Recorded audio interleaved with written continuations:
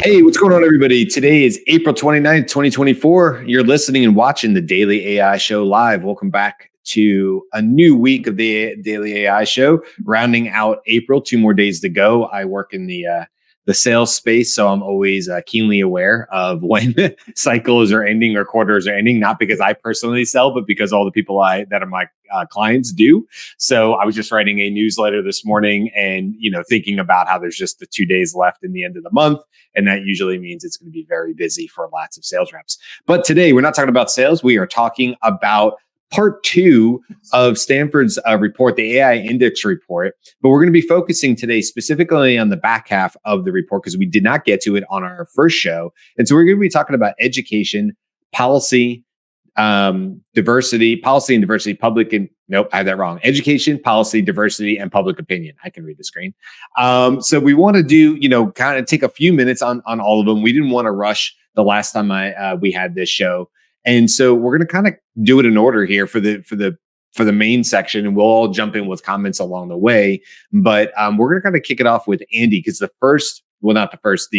chapter 6 of the report is actually education. And this is one we were all saying, hey, we don't want to rush into because we were all really, really excited to talk about as well as some of the others. So Andy, do you want to kind of kick us off with the education piece here? Sure. Here's an overview of what the Stanford University Human-Centered Artificial Intelligence Group put out in the Artificial Intelligence Index report just recently, a couple of weeks ago. So they looked at the longitudinal study of the number of CS bachelor's graduates, so computer science graduates in the undergraduate world, and what the growth of that has been through 2022. Now, their data didn't go into 2023 and 2024. And 2023, by the way, was when the big bloom of, incredible attention and interest in large language models made this a very popular expectation that AI was really going to transform the world.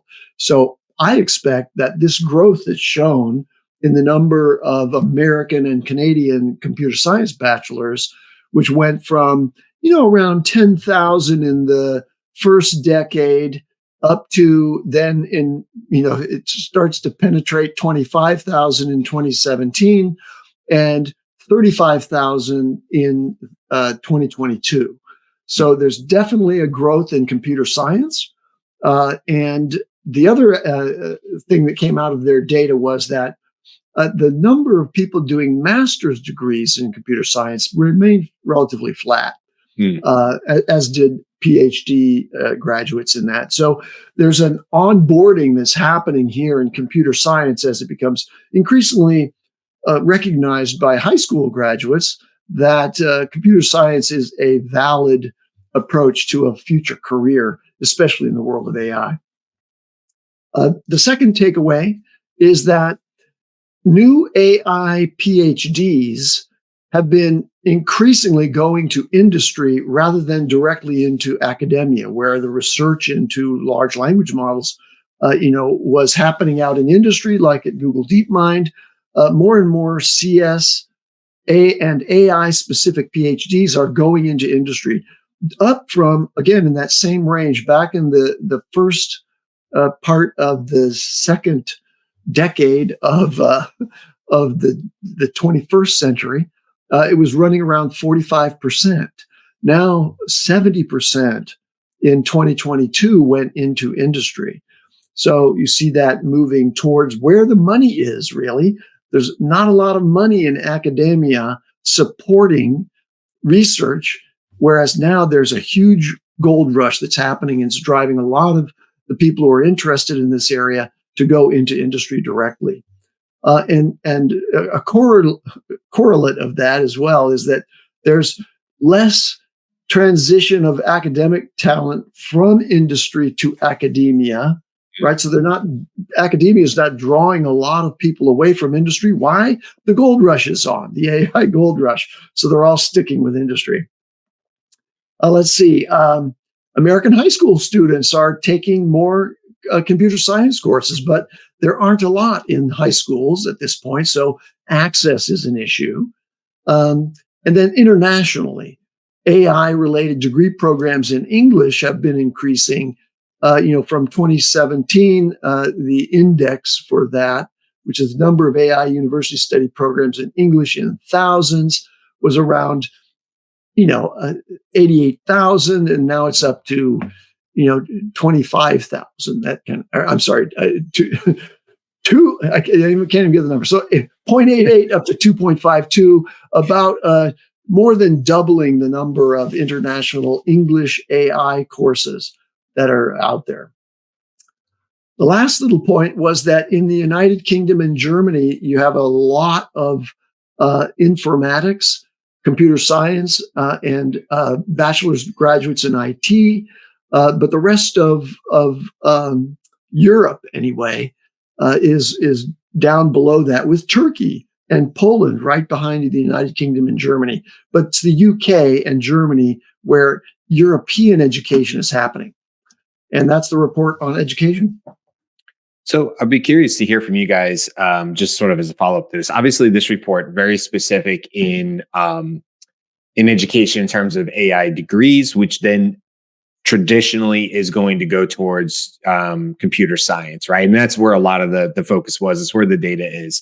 But as we talk about on the show, there's certainly a expansion of degrees and potential in the world of AI. I would definitely put myself in that bucket because I don't necessarily have a background in computer science at this point. I mean, anything could change, but I don't see myself necessarily getting a degree or going that route, or even getting a non-paper degree, or just getting education, if you will, through the world of YouTube, but otherwise on computer science, because a lot more of my passion, what I like, and I think a lot of what you guys like too, is more of the language side, more of the working with the LLMs, figuring out how to get the best from them, working and maybe consulting and helping other businesses get the most out of them, which doesn't necessarily mean you need computer science. So I'm just curious, I say all that to ask you guys really quick before we pivot here.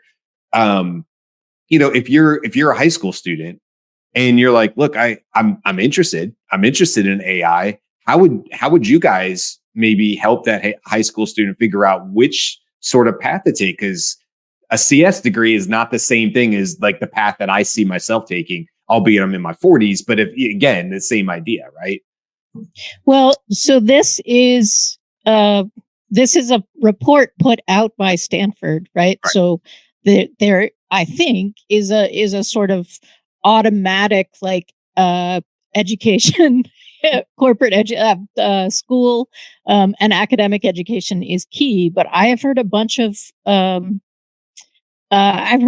experts talking about what a unique situation this is, and if you are interested in this and you have flexibility, like your parents aren't kicking you out at 18, maybe you create your own sort of situation. You get on you do a startup, you get an internship, you do real in the world learning in the areas that you're interested in, because you can always go back and get the degree at 25. Mm-hmm. But there is a magic kind of time that's happening now, right? We're in the gold rush. And also between the ages of 18 and 20, you don't want what you're studying to be not relevant. There's also commentary, Beth, I thought you were going to go to the appropriateness of the humanities when approaching AI, because you're a great example of that with all of your dramatic and theatrical training.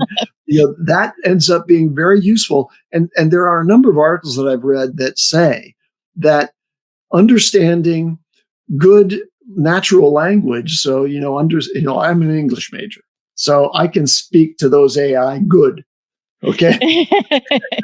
and also understanding logic. So philosophy is a very appropriate line of sort of academic approach. So studying philosophy and language arts, those things are very well aligned with what the future is, because the AI is going to take care of the coding and the translation of what you want to have happen into the various coding languages.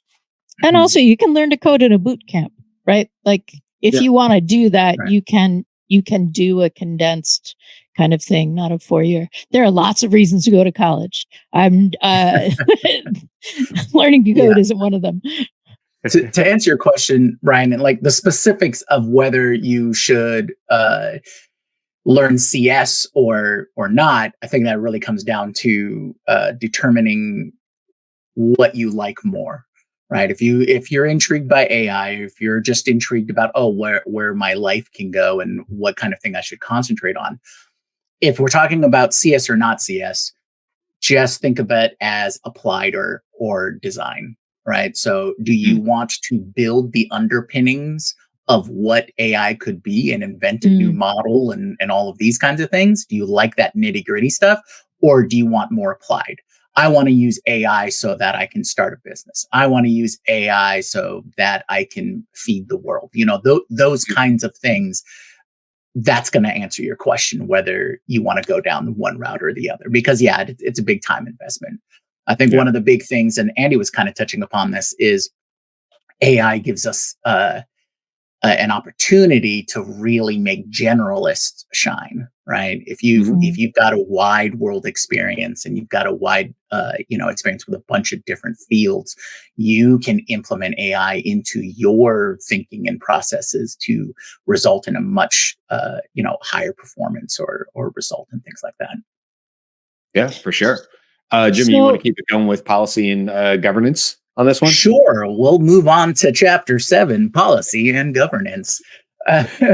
There's 5 major chapter highlights that the report highlighted. And first one is the number of AI regulations in the United States sharply increases.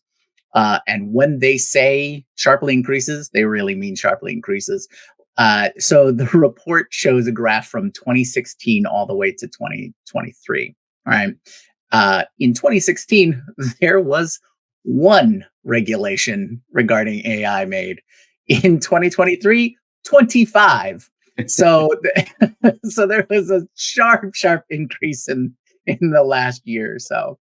And one of the things they highlighted as well is that from 2022 to 2023, there was also an increase of over 56% of AI regulations.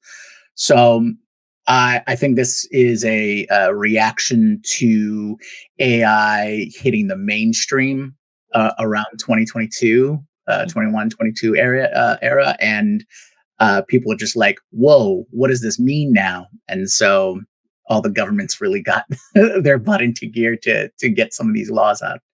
And one of them was the main EU AI policy, the AI Act. And they'd been working on that since 2021. It was the first major wide sweeping regulation policy. And they got it across the line in 2023 and finally finalized it, ratified it in 2024. 2023, like I highlighted already, but policymakers, politicians, they are definitely on the, we've got to take a look at this. It captures their attention. And this is a great example of how a well-motivated legislature can get work done, because 25 policies all in 1 year is an incredible amount of work for that part of the government. And so now we know that you can do this. We're probably going to want to expect you to perform at this level in the future, guys. Yeah. And it's a global thing. It's not just the US. There is a lot of movement in the US being a primary force in the AI field, but we're talking EU and global awareness of regulations and pushing forward regulations on that. And then finally, we're seeing more regulatory agencies issuing AI regulations. So after 2022, they saw it as a growing concern for AI regulation and have increased across departments. We're talking Department of Transportation, Energy, OSHA. Everyone's got their own regulation policy in the works or have been worked on. that's pretty much it. If you want to go into chapter 7.1, it really kicked off at the beginning of the year with China in January 10. Then we saw some movement for the National Security Act in March of 22nd.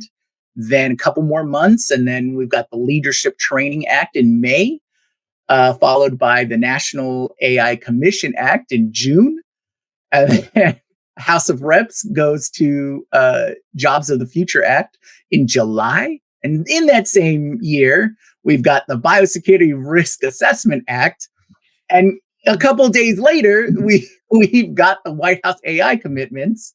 That's when all of the big AI companies went up to the Hill and committed. Yes, we're going to monitor ourselves. And that was only just a few days before they talked about the Transparency Act, a few more days before the Create AI Act, and that's all in July. That was like 5 different policies just in the month of July. So, that is a huge increase in the amount of regulation and bills and everything that I've ever seen go across, the Senate or House of Representatives. And we've seen it continue this year too, with like the major companies coming together, not necessarily policy, but sort of policy in terms of child safety. In terms of AI, that's been in 2024. And of course, this report doesn't go into 2024. We'll get that next year. We'll get to see all the amazing things that happen in 2024. But I do think I agree with you, Jimmy. It's been like an explosion of policy, and everybody's trying to put their hands around something that's moving and evolving. And as much as I'll take digs at least the American government, I won't speak for other governments. I don't want to think about, things move slow, things don't move the way you want to, whatever, but also super challenging. Never mind having a divided Congress or anything like that. It's super challenging for anybody, any lawmaker, to try to figure out, well, where do you put your time today so it has the most impact tomorrow? Because there's always a possibility that a lot of work, a lot of effort by a lot of people ultimately, and not necessarily even at national, but the state or local governments as well, could get overrun because AI is moving so fast. So it's a tricky thing, but it is good to see that there's just an increased, obviously, attention to it as well, Yeah, and one last thing I want to point out for anyone who's not super familiar with that bill process is these are the policies that passed. So that's 25 policies that passed. There are 150 that were proposed. So it's not even just a matter of, oh, hey, these got made and we're passing them through. It's, we made over 150 of them and we sifted through all of them and passed 25. Right. Yeah. So there was a lot of work put in on that. Any thoughts on that, Andy? Are you ready to move on? Yeah, I'm ready to move. So the next chapter in there was actually diversity. And there's only a couple of highlights in diversity that they have, but I think it's certainly a bigger conversation. But the highlights that they do have in there were talking about U.S. and Canadian bachelor masters. The PhDs in CS continue to grow more ethnically diverse. So it talks about, for instance, since 2011, the proportion of Asian CS bachelor degrees graduates has increased by almost 20%. And the proportion of Hispanic CS bachelor degree graduates has grown by 5%. So that was one of the first things they talked about, and that was specific to the US and Canada. There's still substantial gender gaps persisted in European informatics. So CSC and IT graduates at all educational levels. So it talks about, this is from European countries. It says, while the gender gaps have narrowed, the rate is slow and there are still significant gaps between male and female graduates in the bachelor's, masters, and PhD degrees. Yeah, let me add a little drill down on that one. There's an interesting graphic that shows this by all the European countries. And almost all of them are, mostly males graduating from these programs. In most countries, it's at or below 20% for females graduating from CS programs, with the exception of the following. there are 3 countries that are at or above 30%. They are Turkey, Romania, and Bulgaria. Mm. And the highest one is Bulgaria, with 35% of graduates, being female, and only 65% being male. So I thought that was very interesting that those sort of Middle Eastern, European countries, if you will, are favoring women somehow in their educational programs. Yeah, I love seeing that. I love seeing there's, it's so easy to just see like sort of the American viewpoint. We'll talk about that in a second in terms of diversity of data, because that's part of it too. But it is cool to see what some other countries and how they're addressing the diversity gaps, whether it be through gender or race or otherwise, and trying to make sure that, there's a huge drive. I know India has been a huge player in the IT space as far as what they do as far as their education. I know I saw Germany was as well on there. The third highlight on here, and then we can get into more broader thing, but I want to make sure I pointed out, is this is for US K through 12 CS education. And it says it is growing more diverse, reflecting changes in both gender and ethnic representation. And it says the proportion of APCS exams taken by female students rose from about 17% way back in 2007 to over 30% in 2022. And similarly, the participation of Asian, Hispanic, Latino, Latina, and Black African American students in APCS has consistently increased year over year. So it kind of goes back to that previous point about there's improvement, but the rate of change is slow. One thing it doesn't necessarily highlight here in the chapter highlights, but I know it talks about deeper into the chapter, is just the concern that we've talked about this on the show, that a lot of the data that is being used to train models perhaps could be overly skewed towards Western countries. And we could even say in some cases, we've said maybe even towards the Western half of our country, if you want to get really, really geographically specific, whether that's true or not, or what data, I don't know that anybody necessarily other than those that are pulling the data know that, but it is definitely a concern of mine of that, if your largest companies are American, or if not American, Canadian or French or Germany or whatever, that's still a small subset of the world, obviously, and knowledge and culture and things that really do need to be parts of AI training models. And obviously there's a huge concern that, my concern is that a lot of the knowledge and ways of things are going to get washed over as AI would continuously reply in ways that are historically either American or Western civilization, or other biases that get into there as well. And I don't have an answer to how do you fix that. I don't, as these language models get larger, do we think that helps solve the problem? And what do you guys think? Like, as they go to grab more data, and there's some studies about like how much data there is left, which is a crazy idea. But to think that LLMs in several years' time, not too far in the future, may literally run out of data to consume to be part of the training models. Does that fix the problem? Is it that we've just started in the Western areas, but we expect it to expand? Or is it just more data in the Western areas and it's only going to compound the problem? What do you guys think on that?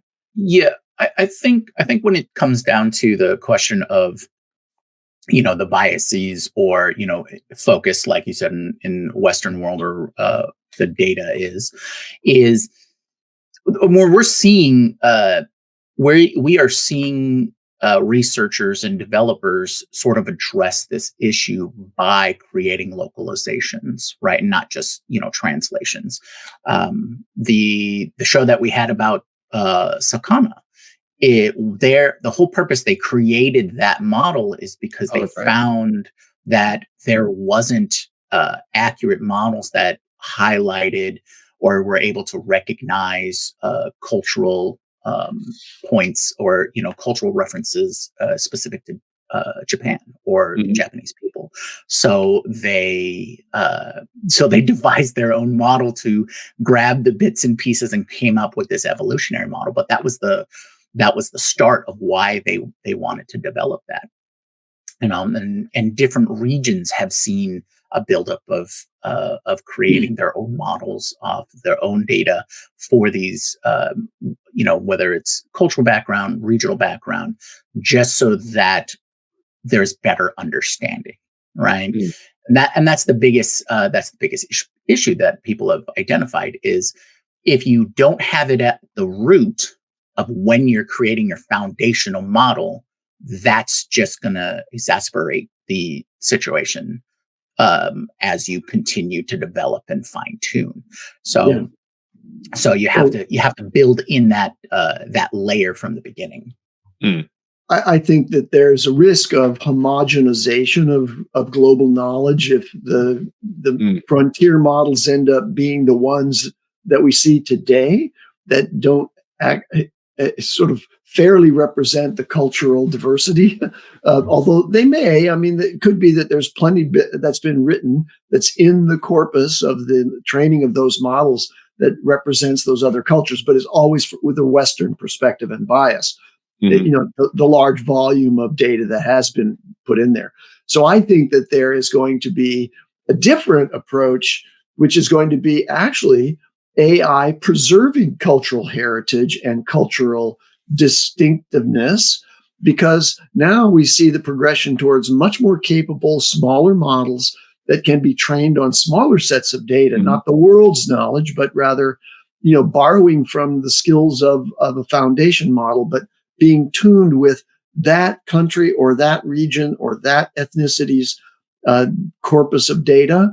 I hate to keep using that term for all the data and the writings that we can collect around that particular culture and continuously feeding those will be representative of those cultures. And I think there's an opportunity for democratization so that you have distinct and separate, but then when combined, everything's represented. Hopefully that's the direction we go. I hope so. I mean, there's a lot there's a whole probably conversation on that, right, Andy, which is like, okay, who is going to go in and help the traditionally underrepresented communities around the world? Not to say they don't necessarily. Microsoft invested $1.5 billion in Arabic. So, well, I agree with you, and I mean, and maybe that's the answer. Maybe, but like, there's also a concern of who's going in and what biases did they have going to help. Is it truly altruistic? Are they going in and saying, well, we want to preserve this, this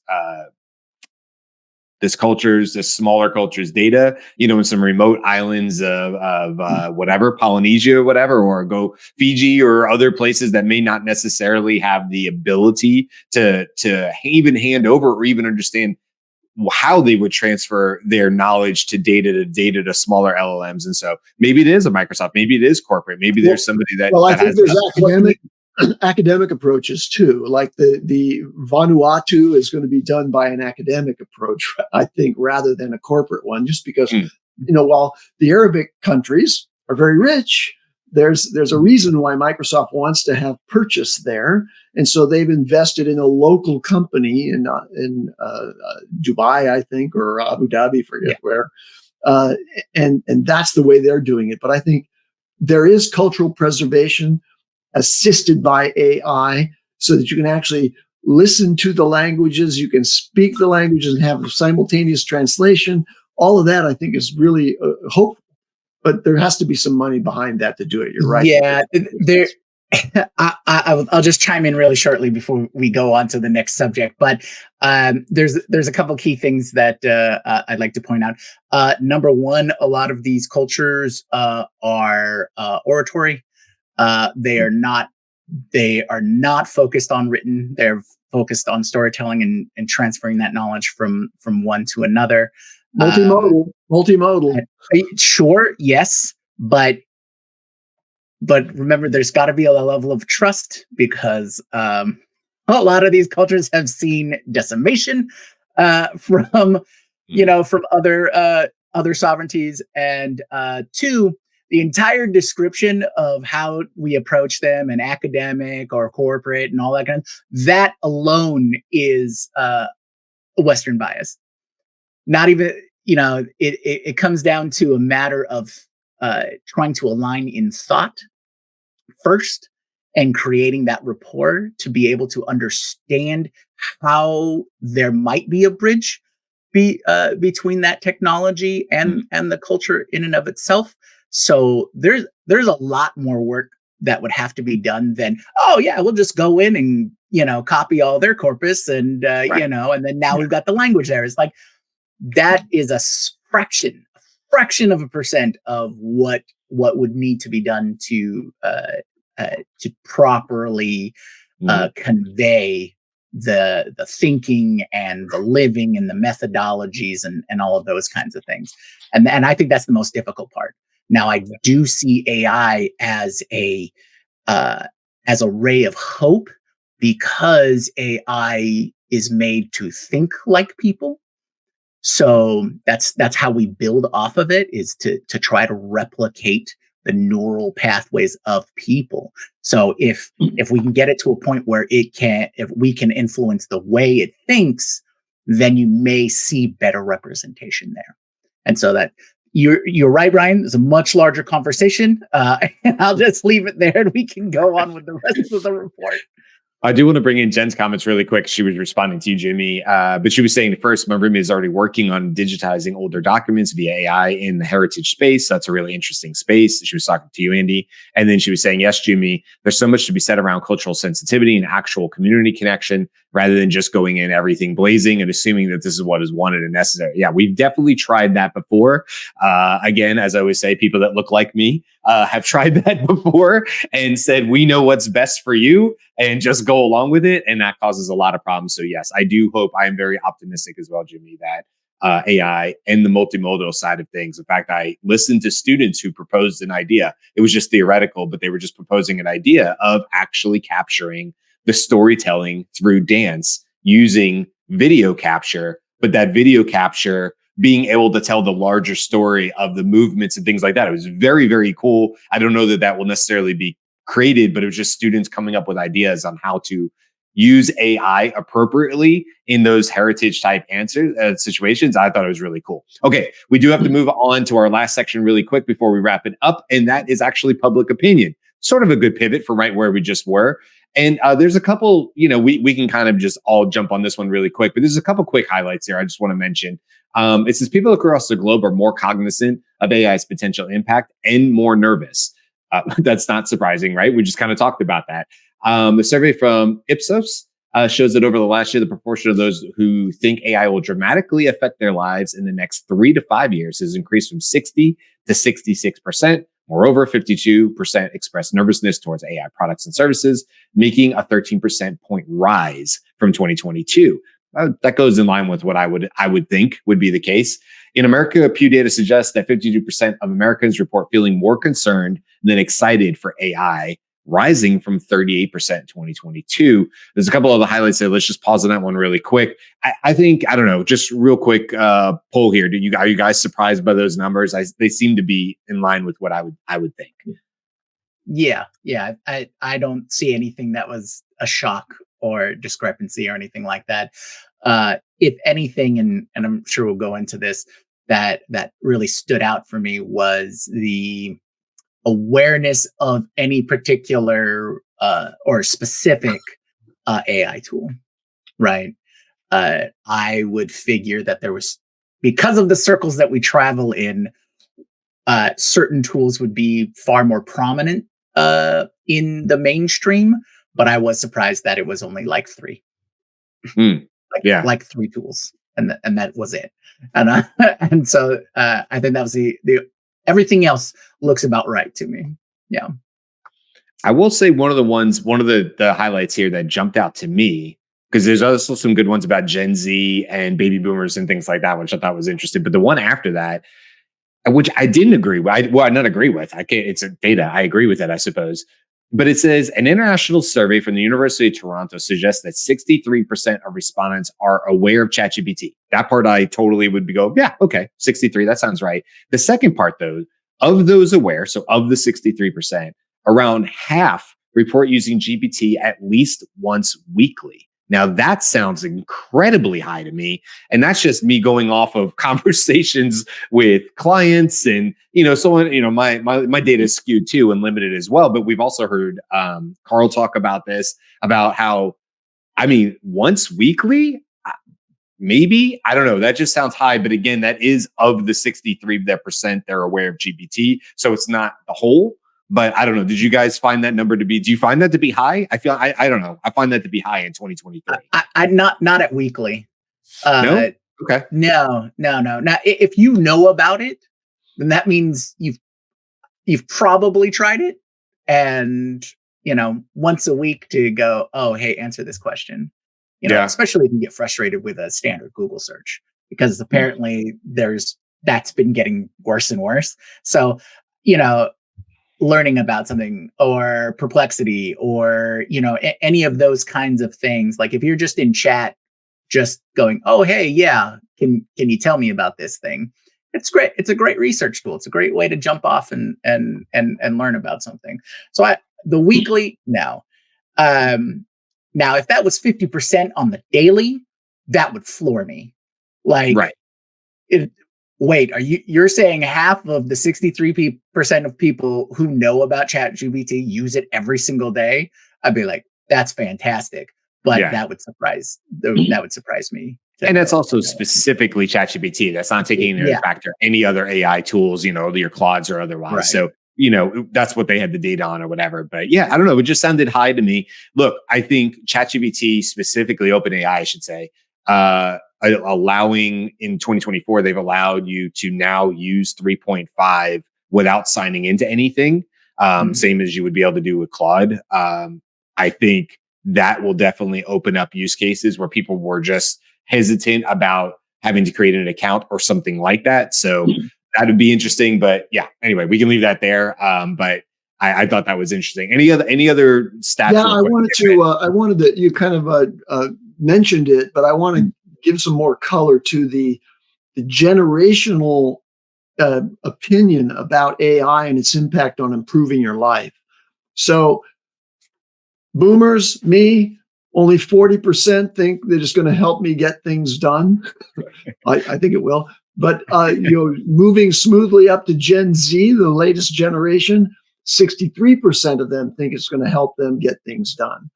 Similarly, for entertainment options, only 40% of boomers think it's going to increase the value of their entertainment options. They're still watching cable TV.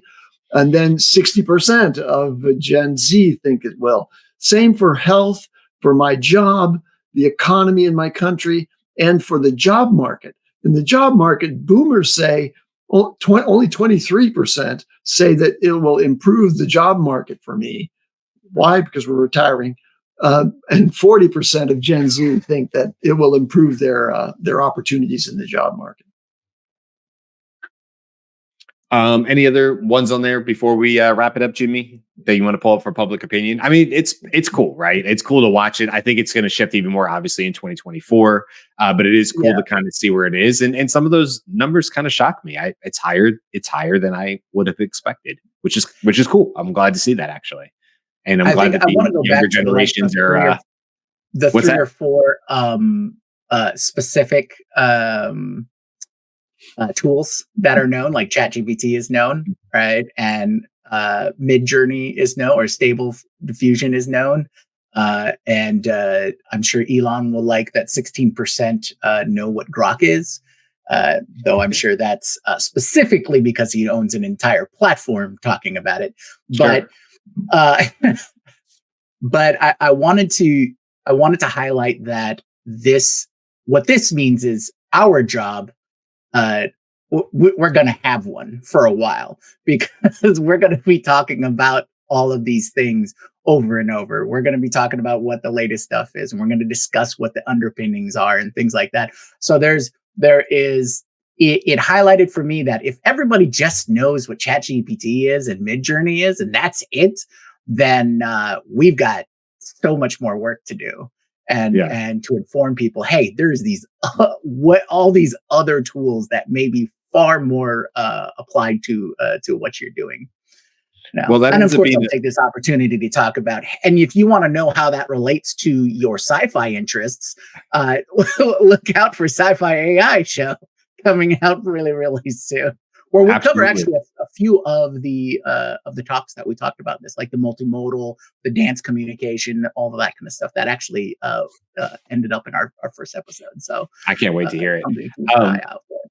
And also, I think that was also you had a different pivot, but a different transition. But it was a perfect transition to say that, yeah, you said we'll have jobs for a while. This show's going to be around for a while, as long as we're we have something to say about it. And with that, I want to say that a week from this Friday is our 200th episode. So not this Friday, but next Friday is our 200th episode. So yeah, we've even done 100 and whatever it is at this point, over 190 episodes talking about all things AI. And we have no intent of slowing down. Obviously, we're only expanding, going into other areas like sci-fi, what Jyunmi and Beth are doing. Also want to make sure that people know that it was our April 18th show that covered the first half of this report. So if you happen to be listening today and you're like, they started in chapter 6, what happened to the first 5? Go back and listen to the episode part 1 from 418. And then I just want to wrap it up really quick by telling you what the rest of what we have this week. Tomorrow, we're going to be talking about edge AI, as it becomes easier and easier and easier to put LLMs on, Raspberry Pis. What does that mean when your doorbell is smarter than the smartest, ChatGPT or Sonnet or whatever you want to put in there? What does that mean? So we'll talk about that tomorrow. That should be interesting. Wednesday, we have the news. Thursday, we're going to be talking about how AI is flipping SaaS. So instead of software as a service as a software. And that comes specifically out of a LinkedIn article. We'll dive into that. And Friday, we have our biweekly review. So like, hey, what did we just talk about over these last 2 weeks? Might bring up some of these topics as well. That's what we have coming up the rest of this week, guys. Thanks for everybody hanging out. Thanks, Jen, for the comments. And we will see you guys tomorrow to talk about Edge AI. Can't wait. Bye. Oh.